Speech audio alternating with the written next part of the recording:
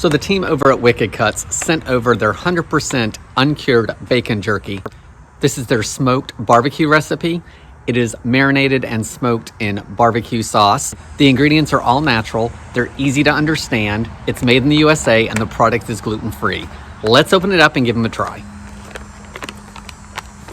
So the pack has a tear off here, and it does have a zip top underneath. It is shelf stable until opened, and once it's opened, it should be refrigerated for up to 72 hours. They are full slices of bacon in here. They have a nice thickness. It's got a smoky taste to it. I love the barbecue seasoning on this. I think it really adds to the bacon, and usually I just like my bacon to taste like bacon. Great flavor, tasty. If you are looking for a gluten-free snack or something to top off a salad with, or anything else for that matter, I hope this helps you decide on if this is a good product for you.